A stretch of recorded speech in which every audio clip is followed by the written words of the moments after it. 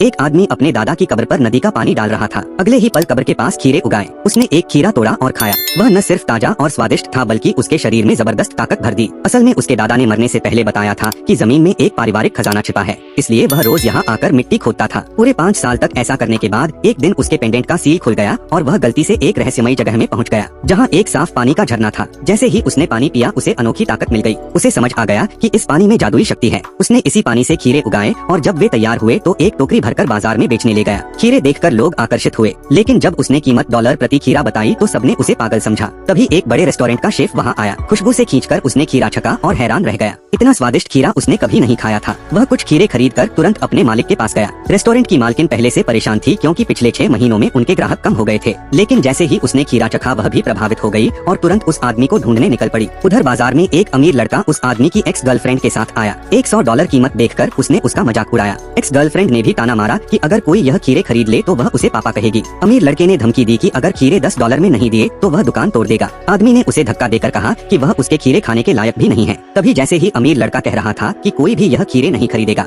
उसी समय रेस्टोरेंट की मालकिन अपनी टीम के साथ वहां पहुंच गई। उसने तुरंत सारे खीरे $4 लाख में खरीदने की पेशकश की और कहा कि अब से वह सिर्फ उसी को सप्लाई करेगा। अमीर लड़का यह देखकर दंग रह गया और उसे लगा कि ये सब एक सेटअप है।